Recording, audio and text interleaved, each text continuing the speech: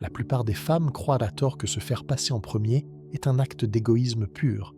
Elles craignent de paraître froides, difficiles ou désintéressées si elles osent s'écouter avant d'écouter l'autre. Mais voici la vérité brutale que tu dois intégrer dès maintenant. Le véritable égoïsme n'est pas de prendre soin de soi, mais de s'abandonner soi, même dans l'espoir secret qu'un autre portera ce fardeau à ta place.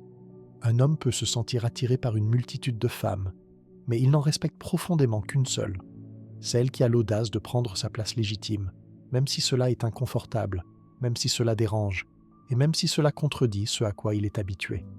Car au moment précis où il réalise que ta vie ne tourne pas autour de lui comme un satellite, quelque chose de puissant et d'irréversible se produit dans son inconscient. Le respect émerge, suivi de l'admiration et silencieusement de la peur réelle de te perdre. Écoute attentivement, car je vais te montrer comment passer de la femme qui se contente de peu à celle qui devient le standard absolu qu'aucun homme ne veut jamais laisser partir. Tu apprendras comment cesser de te trahir dans les petits détails quotidiens, comment placer ta vie en premier sans demander la permission, et comment transformer ta culpabilité en ton aimant le plus puissant pour le respect. Si tu ne me connais pas encore, je suis Lucien, ton psychologue et philosophe. Ici, sur Maîtrise la psychologie, nous partageons la puissante psychologie de Carl Gustav Jung de manière pratique et applicable. Abonne-toi maintenant pour ne rien manquer de cette transformation. Laisse-moi te révéler quelque chose que personne ne t'a peut être jamais dit aussi crûment. Les hommes savent, presque instantanément, sans même avoir besoin d'y penser, quand une femme s'est mise elle-même de côté. Peu importe que tu sois bien habillé, que tu souris ou que tu dises « tout va bien », ils le sentent. Car il ne s'agit pas d'apparence extérieure, mais de l'énergie invisible que tu dégages lorsque tu cesses d'être ta propre priorité. Lorsqu'une femme s'abandonne, elle n'a pas besoin de l'avouer verbalement. Cela se voit dans son regard, dans sa posture, dans la façon dont elle réagit à ce qu'il dit. C'est comme s'il y avait une fissure silencieuse dans son aura qui lui crie « Elle n'est plus au centre de sa vie, elle m'y a placé moi ». Et écoute bien, au moment précis où un homme perçoit cette vibration, son respect pour toi commence à vaciller. Carl Gustav Jung disait « L'inconscient se révèle dans les petits gestes ». C'est exactement ce qui se passe ici. Un homme n'analyse pas consciemment la situation, mais son inconscient capte ces signaux microscopiques. Quels sont ces signaux? C'est lorsque tu réponds immédiatement à ces messages, même si tu es débordé. C'est lorsque tu annules tes propres plans qui t'ont demandé des efforts, juste parce qu'ils te sifflent. C'est lorsque tu arrêtes de faire ce qui te procure de la joie, par peur que cela ne lui plaise pas. Ou lorsque tu acceptes des commentaires blessants, avec un sourire forcé comme si de rien n'était. Tu vois, ce ne sont pas de grandes scènes dramatiques, ce sont des détails. Mais dans ces détails réside la vérité absolue. Tu as arrêté de te prioriser. Et voici le coup de massue. L'inconscient masculin traduit cela instantanément comme un manque de valeur. Car si tu ne te traites pas toi-même comme quelqu'un d'important, il ne le fera pas non plus. Au début, cela peut lui sembler confortable. Il peut apprécier que tu sois toujours disponible. Mais au fond, quelque chose change. Il commence à te voir comme quelqu'un qu'il n'a pas besoin de soigner, car tu te donnes toi, même gratuitement. Soyons clairs, un homme respecte ce qu'il perçoit comme précieux, et ce qui est précieux est toujours protégé. Imagine quelqu'un tenant un diamant dans sa main. Il le protège, le garde, le chérit. Mais quelque chose qui semble commun et remplaçable ne reçoit pas ce soin. C'est exactement pareil dans les relations. Lorsqu'une femme s'abandonne, elle envoie inconsciemment le message « Je ne suis pas un diamant, je suis quelque chose d'ordinaire. » Et l'ordinaire ne génère pas de respect profond. Prenons un exemple concret pour illustrer cette dynamique. Imagine qu'ils te disent « Aujourd'hui, je ne veux pas que tu sortes avec tes amis, reste plutôt avec moi. » Une femme qui s'abandonne annulera ses plans et sourira en disant « D'accord, comme tu veux. » Il profitera peut-être de la tension sur le moment, mais son inconscient enregistrera « Elle n'a pas de vie propre, elle s'adapte totalement. » En revanche, une femme qui se priorise répondra calmement et fermement « J'ai déjà des projets. Nous pourrons nous voir plus tard. » Que se passait-il alors dans sa tête? Son inconscient reçoit un message radicalement différent. Elle a une vie, elle ne s'annule pas pour moi, elle est précieuse. Tu saisis la différence? Il ne s'agit pas seulement de ce que tu dis, mais de ce que tu irradies lorsque tu tiens ta place dans ta propre existence.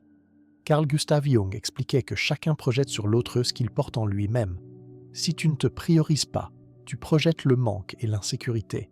et un homme commence involontairement à réagir à cette projection. S'il te voit comme quelqu'un qui s'oublie, sa psyché t'interprète comme facilement remplaçable. Mais si tu te vois comme quelqu'un qui s'honore, le respect s'active automatiquement en lui, avant même qu'il n'y pense consciemment. Pour changer cela dès aujourd'hui, voici une stratégie pratique. Premièrement, fais un inventaire de ce que tu as abandonné pour le prioriser. Écris-le. Tu verras que ce ne sont pas des bagatelles, ce sont des signaux de trahison envers toi-même. Deuxièmement, cette semaine, récupère au moins une de ces choses. Si tu as arrêté de marcher, marche à nouveau. Si tu ne lis plus, rouvre ton livre. Si tu ne vois plus une personne importante, reprends cet espace. Troisièmement, fais-le sans explication. Tu n'as pas à justifier ton temps ni à demander la permission. Plus tu le fais naturellement, plus il devient évident que ta vie a son propre centre de gravité. Et voici la révélation finale de cette étape. Quand tu recommences à te prioriser, un homme le sent immédiatement. Pas parce que tu le dis, mais parce qu'il le ressent. À cet instant, il cesse de te voir comme un acquis garanti et commence à te considérer comme quelqu'un qu'il pourrait perdre s'il ne te respecte pas. C'est crucial. Un homme respecte davantage ce qu'il a peur de perdre que ce qu'il considère comme garanti. Nous devons maintenant affronter la confusion la plus dangereuse qui sabote la vie amoureuse d'innombrables femmes. La croyance erronée que se prioriser est un acte d'égoïsme. C'est une erreur fatale qui te vole le respect et le désir sans même que tu t'en aperçoives. Cette confusion n'est pas accidentelle. Elle a été implantée en toi dès ton plus jeune âge. On t'a appris à penser aux autres avant tout. On t'a dit que d'exprimer tes sentiments était problématique et que de poser des limites faisait de toi une personne froide ou conflictuelle. En grandissant, tu es resté piégé dans cette programmation sans le savoir. Le résultat est tragique. Beaucoup de femmes vivent avec la conviction profonde qu'elles perdront l'amour si elles se priorisent, que l'homme se sentira rejeté si elles placent leur vie en premier, et qu'elles seront étiquetées comme égoïstes si elles tracent une ligne. Pour éviter cette étiquette, elles donnent trop, s'épuisent et se sacrifient jusqu'à n'avoir plus aucune énergie, croyant sincèrement que c'est cela, aimer vraiment. Mais voici la vérité brutale. Ce n'est pas de l'amour propre, c'est de l'abandon de soi, déguisé en amour. Le pire dans cette dynamique, c'est qu'au lieu de le rapprocher, cela l'éloigne. Certes, un homme peut profiter d'une femme qui se donne sans limite, mais il ne la respectera jamais réellement. Carl Gustav Jung parlait de la façon dont nous confondons souvent l'ombre avec la lumière. Nous croyons souvent que le sacrifice est une vertu lumineuse. Pourtant, en réalité, c'est souvent de l'ombre. C'est de la peur, de l'insécurité, un besoin désespéré de validation qui se déguise en amour. Un homme sent cela, même s'il ne le rationalise pas. Ce qu'il perçoit n'est pas de la générosité pure, mais un message sous-jacent.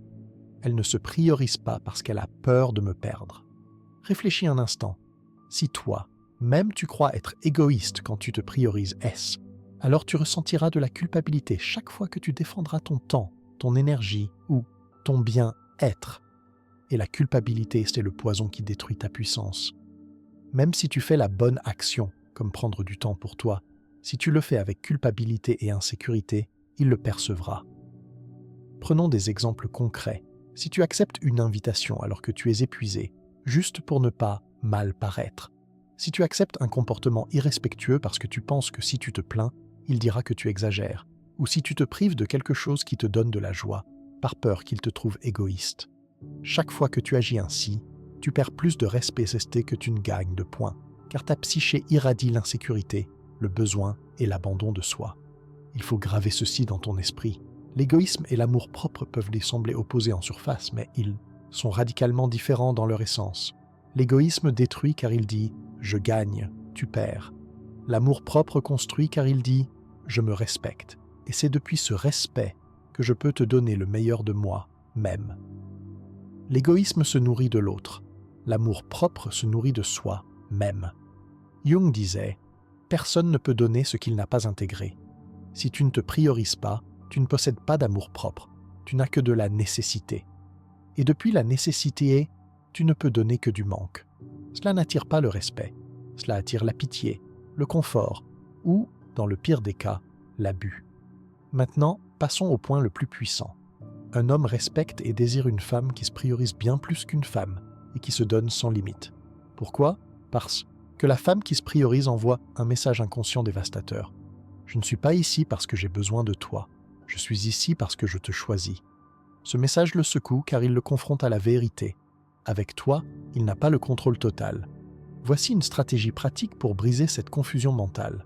Remplace le mot égoïste par responsable. Chaque fois que tu prends soin de toi, ne dis pas « je deviens égoïste ». Dis « je prends la responsabilité de moi, même ». Observe comment ton entourage réagit.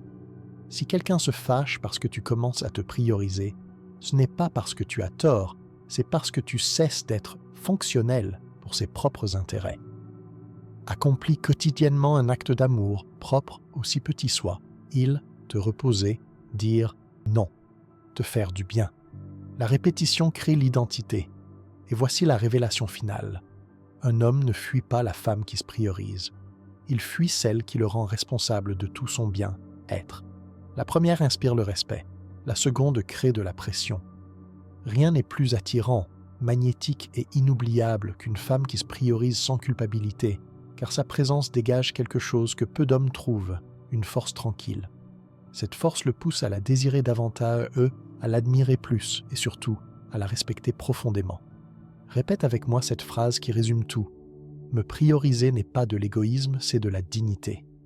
Si tu crois vraiment cela, ta vie amoureuse changera depuis ses fondations. Passons maintenant à la pratique concrète. Comment placer ta vie en premier sans demander la permission, sans ressentir de culpabilité, et faire en sorte qu'il t'admire au lieu de te rejeter? C'est ici que la plupart des femmes trébuchent. Elles savent intellectuellement qu'elles doivent se prioriser, qu'elles ne doivent pas tout donner sans limite, mais dès qu'elles essaient, la culpabilité surgit. Cette voix intérieure qui murmure « Si je pense à moi, je suis mauvaise. Si je le mets en second, il va me quitter. Si je ne cède pas, il va se fâcher. » Écoute bien ceci, cette culpabilité ne t'appartient pas. Elle t'a été enseignée. On t'a conditionné à croire qu'une bonne femme se sacrifie toujours, qu'elle fait passer tout le monde avant elle et qu'elle ne dérange jamais. Mais cette image n'est pas de l'amour, c'est de la soumission. Et si tu vis ainsi, le prix à payer est exorbitant. Tu perds ta paix, ton éclat et ta propre valeur. Carl Gustav Jung disait « Ce que nous réprimons en nous devient notre ombre ». La culpabilité est l'ombre que portent beaucoup de femmes lorsqu'elles tentent de se prioriser, car bien qu'elles sachent que c'est juste, elles ont l'impression de trahir quelque chose. Pourtant, tu ne trahis rien ni personne. Tu récupères simplement ce qui t'a toujours appartenu, ton centre. Il est crucial de comprendre que mettre sa vie en premier ne signifie pas évincer les autres. Cela signifie ne pas t'évincer toi-même. Cela ne signifie pas donner moins, mais donner depuis l'abondance et non depuis le vide. Cette différence est immense car elle change radicalement la façon dont il te perçoit. Prenons un exemple concret. Il t'invite à sortir, mais tu avais déjà prévu un moment pour toi, que ce soit pour aller au sport, voir une amie ou simplement te reposer. Une femme qui ne se priorise pas annulera tout pour lui plaire. Il pourra apprécier l'attention sur le moment, mais son inconscient enregistrera « Elle n'a pas de vie propre. J suis son centre. » Et lorsqu'un homme devient ton centre unique, il perd le respect profond pour toi. En revanche, une femme qui se priorise répondra « Pas aujourd'hui, j'ai déjà quelque chose, mais nous pouvons nous voir demain. » Que se passe-t-il alors? Il comprend que ta vie a une structure, que tu ne tournes pas autour de lui. Et même si cela peut le frustrer sur l'instant, il te respecte plus profondément car il sent que tu es d'abord fidèle à toi-même. Voici comment le faire sans culpabilité grâce à des stratégies pratiques. Premièrement, arrête de demander la permission d'exister.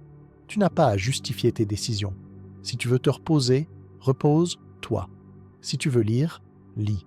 Ne dis pas « je suis fatigué, donc je ne viens pas », comme si ta fatigue était une excuse nécessaire pour valider ton choix.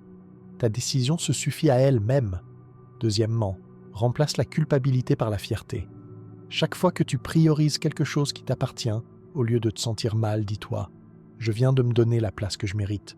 Fais-le consciemment et célèbre-le.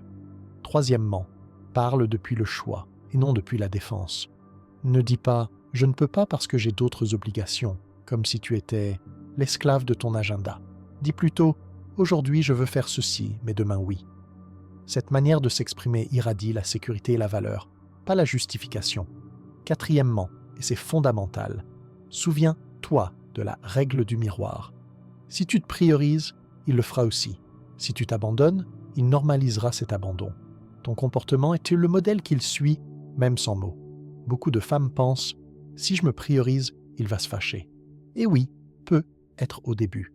Mais écoute attentivement. Si un homme s'éloigne parce que tu commences à te prioriser, tu n'as pas perdu l'amour. Tu as découvert qu'il n'y en avait jamais eu. S'il s'en va, c'est parce que tu as cessé d'être fonctionnel pour ses intérêts égoïstes. Mais s'il reste, c'est parce qu'il a appris à respecter ce qu'il ignorait auparavant, ta propre valeur. Jung disait que le respect de soi est la première étape de l'individuation, le processus de devenir soi-même. Lorsqu'un homme voit une femme dans ce processus, il ne la méprise pas, il l'admire. Il sait qu'il n'est pas avec quelqu'un qui s'adapte par peur, mais avec quelqu'un qui s'honore par choix. Comprends, l'une bonne fois pour toutes, mettre ta vie en premier ne l'éloigne pas, cela le confronte. Et cette confrontation éveille le respect. Cela peut le déranger au début, mais profondément, cela le marque. Avec toi, il ne peut pas se reposer dans la médiocrité. Avec toi, il doit s'élever. Répète avec moi. Me prioriser ne m'enlève pas l'amour, cela m'offre le respect. Et chaque fois que tu appliques cela, la peur se dissipe et quelque chose de nouveau émerge. La certitude que l'homme qui reste est celui qui te respecte vraiment pour qui tu es. Dans la section suivante, tu découvriras que même si tu essaies de te prioriser, il existe des moyens invisibles par lesquels tu te trahis quotidiennement et comment ces petites fissures détruisent ta puissance sans que tu t'en aperçoives. Respire profondément et écoute avec une attention totale ce que je vais te dire, car nous touchons ici à la racine invisible de ta perte de pouvoir. Tu n'as pas besoin de commettre de grandes trahisons spectaculaires pour te perdre toi-même. Les petites trahisons quotidiennes, celles que tu répètes machinalement, suffisent amplement. Le plus difficile à admettre, c'est que ces trahisons sont si subtiles, si banales, que tu ne les remarques même plus. Elles se fondent dans le décor de ta routine, mais c'était précisément là, dans ces silences et ces petits renoncements, que ta puissance commence à mourir à petit feu. Carl Gustav Jung disait que l'ombre se manifeste souvent dans le quotidien, dans des actions qui semblent inoffensives en surface, mais qui réveillent en réalité une blessure profonde. Ce ne sont pas les grands sacrifices héroïques qui t'épuisent le plus. Ce sont les micro-actes d'abandon de soi que tu accumules jour après jour, comme des gouttes d'eau qui finissent par percer la pierre. Identifions ces trahisons invisibles pour les mettre en lumière. La première est ce « oui » que tu prononces alors que ton cœur hurle « non ». C'est cette faveur que tu n'avais aucune envie de faire, cette sortie qui t'ennuyait d'avance, cette conversation que tu as endurée alors que tu ne voulais qu'une chose, partir. Chaque « oui » forcé qui ne venait pas de tes tripes était en réalité un « non » violent adressé à toi-même. Ensuite, il y a l'habitude toxique de banaliser tes propres sentiments. C'est quand tu dis « is », ce n'est pas grave, ce n'était rien, alors qu'intérieurement tu es dévasté ou en colère. Cette habitude de minimiser ta douleur est une trahison silencieuse, car à chaque fois que tu le fais, tu envoies le message à ton propre inconscient que ce que tu ressens ne mérite aucune attention réelle, aucune validation. Il y a aussi la justification de l'impardonnable. C'est lorsque tu trouves des excuses à ces manquements, à ces retards, à ces déceptions. Tu te dis « il est fatigué, il a beaucoup de travail » ou pire, « je suis trop exigeante ». Chaque fois que tu justifies ce qui te blesse, tu te trahis. Et dans cette justification, tu l'entraînes inconsciemment à ne pas te respecter, à te faire passer après tout le reste. Tu deviens l'avocate de celui qui te néglige. Une autre forme de trahison, peut y être la plus triste, est le report de ta propre vie. C'est quand tu repousses tes plans, tes objectifs et tes désirs à plus tard, après les enfants, après qu'il ait changé, quand il y aura du temps. Tu ce que devient ce plus tard. Il devient jamais. Et ce jamais est la trahison la plus douloureuse de toutes, car c'est le vol de ton propre destin. Enfin, il y a le fait de supporter ce que tu ne devrais pas, d'accepter des mots blessants et de sourire pour éviter une dispute, d'accepter un comportement irrespectueux par peur du conflit, de laisser passer des erreurs en espérant qu'il changera par magie. Ce n'est pas de la patience, c'est de la trahison. Non pas parce qu'il le fait, mais parce que tu le permets. Tu vois, ce ne sont pas de grandes catastrophes isolées, mais jour après jour, elles s'additionnent pour former un message dévastateur. Je ne compte pas. Ta propre psyché entend ce message, et lui aussi l'entend. C'est ce qui se passe dans les profondeurs. Si tu t'habitues à te trahir dans les petites choses, ton inconscient se programme sur l'idée que le manque de respect est la norme. Et le plus brutal, c'est que les autres commencent à réagir exactement à ce programme. Un homme le sent que tu aies besoin de le verbaliser. Il sent que tu te rejettes, que tu banalises ta valeur, que tu te mets de côté. Jung disait « ce que tu nies te soumet ». C'est exactement ce qui arrive avec ces trahisons quotidiennes. Parce que tu les nies, parce que tu les balayes sous le tapis en disant « ce n'est rien », elles te soumettent et tu deviens prisonnière de ton propre abandon. La solution commence de manière simple mais puissante. Rends ces trahisons visibles. Écris-les. Regarde-les en face. Car dès que tu les perçois consciemment, tu ne peux plus te mentir à toi-même. La conscience brise le cycle. Vois cela comme un miroir. C'est, chaque fois que tu as dit oui en pensant non, imagine que tu t'es effacé devant lui. Chaque fois que tu as justifié ses erreurs, imagine que tu lui as offert un morceau de ta dignité sur un plateau d'argent. Chaque fois que tu as repoussé ta vie, imagine que tu lui as enseigné que ton existence ne sera jamais une priorité. Ressens-tu le poids de ces actes? Ce sont des micro-actions, mais leur somme crée un modèle, et ce modèle détermine s'il te respecte ou non. Voici une stratégie pratique pour inverser la vapeur. Conclue un pacte radical avec ta parole. Ce que tu dis, tiens-le, même si c'est inconfortable. Cette congruence change la façon dont il te perçoit. Entraîne-toi à dire non une fois par jour, même pour des petites choses. Exerce le muscle du non. C'est ton antidote contre la trahison quotidienne. Repère une justification et supprime-la. Lorsque ton esprit commence à excuser ce qui te blesse, remplace cette pensée par « ceci n'est pas acceptable pour moi ». Récupère un projet que tu as repoussé, aussi petit soit-il. Reprendre quelque chose qui t'appartient envoie un message clair à ta psyché et à la sienne. Ma vie compte aussi. Et voici le point culminant de cette transformation. Un homme n'a pas besoin d'entendre « je me priorise ». Il le sent dans ses micro-décisions quotidiennes. Lorsque tu arrêtes de te trahir, ton énergie change. Et quand ton énergie change, il change aussi. Grave ceci en toi. Les grandes trahisons sont évidentes, mais ce sont les petites trahisons invisibles qui tuent ta valeur.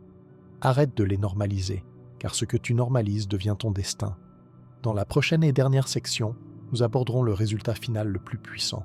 Comment la femme qui se priorise devient le standard qu'aucun homme ne veut jamais perdre. Nous arrivons ici au sommet de cette transformation, là où tout bascule définitivement. Le moment où la femme qui se priorise cesse d'être une simple préférence pour devenir le standard absolu qu'aucun homme ne veut perdre. Il faut que tu comprennes cela avec une clarté de cristal. Lorsque tu commences réellement à te prioriser, tu cesses instantanément d'être une option. Tu deviens un standard, et ce simple changement de mot change toute la réalité. Une option est, par définition, interchangeable. On peut la prendre, la laisser, ou la remplacer par une autre option similaire. Un standard, en revanche, devient le maître étalon, la mesure à l'aune de laquelle tout le reste est jugé. C'est la différence brutale et fondamentale entre la femme qui s'abandonne et celle qui se priorise.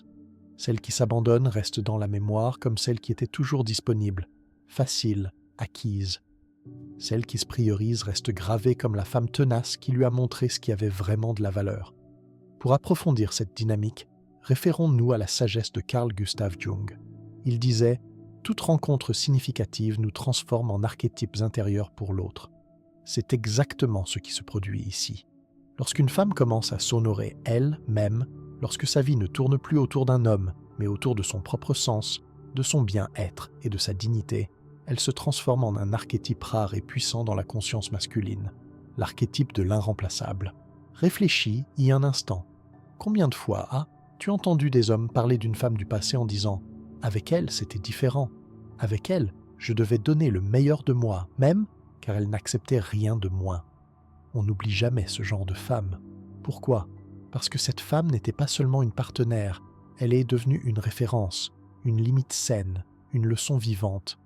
C'est là le résultat direct du fait de se prioriser. Il cesse de te voir comme quelqu'un qui lui plaît simplement et commence à te voir comme quelqu'un avec qui il doit s'élever pour pouvoir matcher. Écoute bien ceci. Un homme peut profiter de la facilité, mais il ne respecte que ce qui l'élève.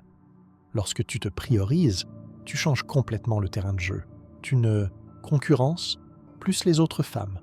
Tu ne gaspilles plus ton énergie à essayer de prouver ta valeur ou à te demander avec insécurité s'il y en a une autre mieux que toi. Pourquoi?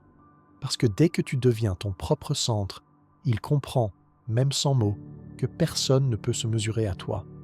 Ce que tu dégages n'est plus de la nécessité, besoin de lui, c'est de la plénitude. Et cette plénitude devient un magnétisme irrésistible. Lorsqu'un homme sent que tu n'as pas besoin de lui pour survivre émotionnellement, mais que tu le choisis consciemment, ce fait d'être choisi devient pour lui une véritable addiction. Il ne s'agit pas de savoir s'il pourrait être avec une autre femme, bien sûr qu'il le pourrait, mais aucune autre ne lui donnera l'expérience d'être avec une femme qui se priorise. Aucune autre ne le confrontera de cette manière à sa propre médiocrité potentielle. Aucune autre ne l'obligera à faire autant d'efforts pour ne pas la perdre. Prenons un exemple pour illustrer cette puissance. Imagine une femme qui est toujours en attente, qui sacrifie ses plans pour lui. Il profite de ce confort, c'est certain, mais il ne la respecte jamais vraiment. Maintenant, imagine une autre femme qui l'aime profondément, mais qui maintient ses routines, ses amitiés et ses projets. Elle est capable de dire « Pas aujourd'hui, j'ai quelque chose d'important pour moi ». Elle peut le déranger sur le moment, c'est vrai, mais profondément, elle le marque au fer rouge. Il sait, avec une certitude viscérale, que s'il ne la respecte pas, il la perdra. Et cette peur de te perdre n'est pas une punition que tu lui infliges, c'est le miroir de ta propre valeur. Jung parlait de l'individuation, ce processus vital consistant à devenir soi-même, à devenir un être entier. C'est la clé de tout. Lorsque tu te priorises, tu complètes ce processus d'individuation. Tu cesses d'être une annexe de quelqu'un d'autre pour devenir un être complet. Et lorsqu'un homme rencontre une femme complète, il ne peut pas la traiter comme n'importe qui. Son inconscient sait qu'il se trouve face à quelque chose de rare, de précieux, face à un standard. Comprends, l'une fois pour toutes, ta puissance ne réside pas dans la quantité de ce que tu donnes aux autres, mais dans la quantité de ce que tu donnes à toi-même. Ce qu'il respecte, ce n'est pas ton sacrifice, c'est ta capacité à t'honorer. Et lorsqu'il voit que chez toi, il n'y a pas de place pour la médiocrité, que chez toi, seul le respect, le soin et l'admiration fonctionnent, tout change. Tu n'es plus une parmi d'autres. Tu es la référence de ce qu'il ne veut absolument pas perdre. Et le plus impressionnant dans ce processus, c'est que ce respect ne le change pas seulement lui, il te change toi. Tu marches différemment, tu parles différemment, tu regardes différemment. Ton énergie se transforme. Ta dignité devient visible, palpable. Tu n'as plus peur de la solitude, parce que tu sais que tu ne t'abandonneras plus jamais toi-même. Et cette certitude intérieure devient ton aimant le plus puissant. Grave ceci en toi. Lorsqu'une femme se priorise, elle devient le standard qu'aucun homme ne veut, lâcher. Le désir peut le conduire vers beaucoup de femmes, mais le respect le ramènera toujours vers celle qui se priorise, car au fond de lui, il sait qu'il ne retrouvera jamais une femme comme elle. À ce stade, les choses sont claires. Te prioriser n'est pas de l'égoïsme. C'est ta stratégie la plus puissante, non seulement pour avoir des relations plus saines, mais pour être la femme qu'il respecte, admire et craint de perdre pour toujours. Nous touchons à la fin, et je veux que tu emportes ceci gravé dans ton cœur. Si tu ne te priorises pas, tu enseignes aux autres à ne pas te prioriser. Et si tu commences à le faire, même si cela dérange au début, tu changes les règles du jeu pour toujours. Tu n'es plus la femme qui se contente de miettes, tu es celle qui fixe le standard. Jung nous a enseigné que tout ce que nous ne reconnaissons pas en nous, même nous domine de l'extérieur. C'est exactement ce qui se passe avec ta valeur. Si tu ne la vois pas, si tu ne la vis pas, tu m'en diras pour qu'un autre la reconnaisse. Mais si tu l'embrasses, si tu te donnes la première place sans culpabilité et sans permission, tout change. Non pas parce qu'il change, mais parce que toi, tu changes. La femme qui se priorise n'est pas égoïste, elle est sage. Elle n'est pas froide, elle est congruente. Elle n'est pas dure, elle est claire. Et lorsqu'un homme rencontre cette clarté, son inconscient ne peut pas l'ignorer. Il sait que chez toi, il n'y a pas d'espace pour la médiocrité. Chez toi, seule l'admiration et le respect fonctionnent. Et souviens-toi de ceci. Quand tu apprends à te placer au centre, l'amour qui vient à toi ne sera plus une cage, mais un complément. Car le véritable amour n'exige pas ce que tu t'abandonnes. Il exige que tu sois entièrement épanouie et rayonnante. Si tu veux réellement commencer à vivre à partir de ta propre valeur, il est temps de poser un acte concret, qui scellera cette nouvelle réalité dans ton inconscient. Répète cette déclaration avec toute la force de ton âme et écris, là maintenant dans l'espace, ceux des commentaires. Je me priorise sans culpabilité, car je suis ma plus grande valeur. Fais de cette phrase ton étendard à partir d'aujourd'hui, car le monde a désespérément besoin de plus de femmes qui ne se trahissent pas, mais qui s'honorent avec dignité. En l'écrivant, tu ne fais pas que laisser un simple commentaire. Tu envoies un signal puissant à l'univers et à toi-même. Tu déclares que l'époque de la soumission et du sacrifice inutile est révolue et que tu entres dans une ère de souveraineté personnelle. J'aime vous lire et je répondrai personnellement à autant de déclarations que possible, car chaque mot que vous écrivez renforce notre égrégore de puissance féminine. Si ce message a résonné profondément en toi, s'il t'a offert les clés pour transformer ta culpabilité en dignité, je t'invite à laisser un j'aime puissant sur cette vidéo. Abonne-toi dès maintenant à la chaîne Maîtriser la psychologie et n'oublie surtout pas d'activer la cloche des notifications. C'est la meilleure façon de garantir que tu ne manqueras aucun de nos prochains outils de transformation. De plus, si tu ressens dans ton cœur l'appel de soutenir encore davantage cet espace de croissance et d'accélérer ta propre évolution, tu as aujourd'hui l'opportunité de devenir membre du canal. En rejoignant ce cercle restreint, tu bénéficieras d'avantages exclusifs conçus pour toi, des réponses prioritaires à tes commentaires, des consultations psychologiques plus détaillées, un droit de parole sur les thèmes de nos prochaines vidéos et un accompagnement plus proche et plus personnel dans ton processus de transformation. C'est un investissement direct en toi, même une manière de dire que ta croissance mentale et émotionnelle est ta priorité absolue. Mais ne pars pas tout de suite, ton éducation continue. Sur l'écran, je te laisse 2 vidéos supplémentaires que j'ai sélectionnées spécialement pour toi. Ce sont 2 sagesses d'une haute valeur pratique et théorique qui t'aideront à continuer ce nettoyage intérieur et cette guérison. Clique avec enthousiasme sur celle qui t'appelle le plus, car je t'attends déjà là-bas pour poursuivre ce travail essentiel. Comme toujours, je suis Lucien, ton psychologue et philosophe dévoué sur Maîtriser la psychologie. On se retrouve très bientôt, et cette fois, depuis ta version la plus libre et la plus puissante. Je t'embrasse fort.